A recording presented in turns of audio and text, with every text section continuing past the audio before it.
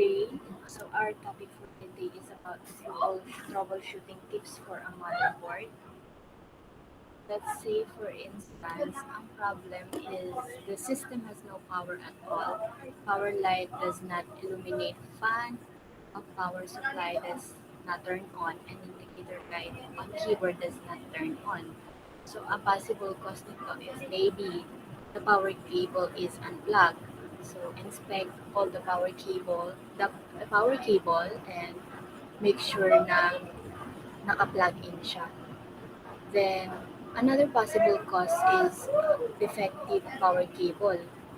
So inspect mo din yung cable niya, yung sunod mo sa gagawin. Then kung meron mang sira, palitan mo na. Then the other possible cause then is the power supply failure.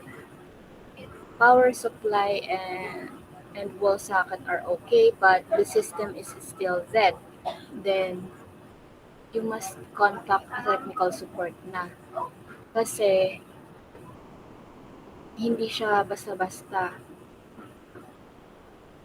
Kumbaga sa loob na yung problema niya. Then another probable cause is the faculty wall outlet circuit breaker is or fuse blown. So yung plug device into socket known to work and test. So possible solution dito is uh, palitan mo na yung socket, then repair mo yung outlet nyo, then reset the circuit breaker or replace fuse. Next is another problem is the system inoperative. Keyboard lights are on, power indicator lights are lit, and hard drive is spinning. Ang possible cause nito may be the expansion card is partially dislodged from expansion slot on the motherboard. Ang gagawin mo is patayin mo yung computer, then alisin mo yung cover ng system unit mo, then i-check mo yung expansion cards kung nakalagay siya ng maayos dun sa slot mismo. Then kung hindi siya nakalagay, meron kasi yung sa dulo na alisin mo yung lock, then hilahin mo pataas, tapos ibalik mo ulit. Strategy dito or tip na ibibigay ko, hawakan mo siya both ends, then ipipress mo siya dun sa slot na paglalagyan. Another cause pa niya is defective floppy disk drive or tape drive. Gawin mo, patayin mo yung system, then alisin mo yung mga cables sa floppy drives.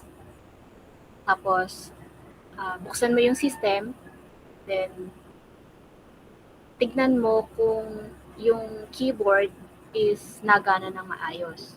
Tapos, kung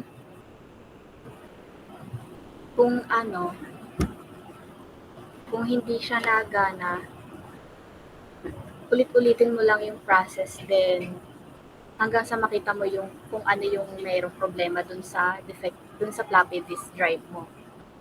Tapos pag nalaman mo na yung problema, tumawag ka ng technical support. Huwag kang magkuthut ng iba. Then another probable cause nito is defective expansion card. Gawin mo, patayin mo yung computer mo, then tanggalin mo yung expansion card. Tapos make sure na yung expansion card is secure in expansion socket. Next problem is the system does not boot from hard disk drive, can be booted from floppy disk drive. Possible cause nito is the connector between hard drive and the system board unplugged.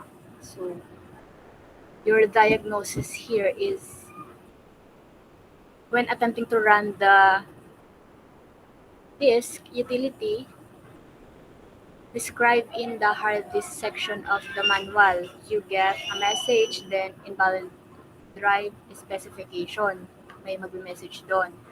Then, possible solution nito is check mo yung cable kung nagana siya from the disk to disk controller on the board. Then, make sure na yung both ends nung yung both ends is naka-plug siya ng maayos. Then, check the drive type in the standard CMOS setup in your motherboard manual.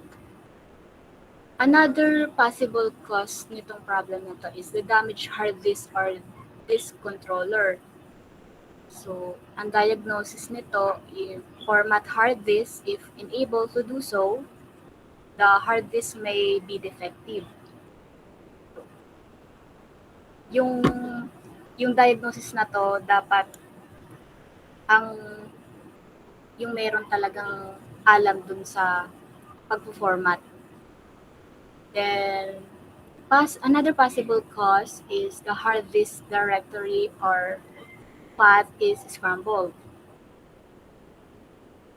Diagnosis is to run the fdisk program format the hard drive and see the hard drive section of the manual. Copy your backup data back onto the hard drive. Possible solution is backing up the hard drive is extremely important. All hard disks are capable of breaking down at any time. System only boots from floppy disk. Hard disk can be read and application can be used, but booting from hard disk is possible. Maybe yung possible cause nito is yung hard disk boot program has been destroyed. So run a diagnosis. Then a possible solution on this is back up all the data and application files. Tapos i-reformat mo na yung hard drive as described in the hard drive section of the manual. Then, pagtapos mong reformat, reinstall all the applications, yung mga binack up mo.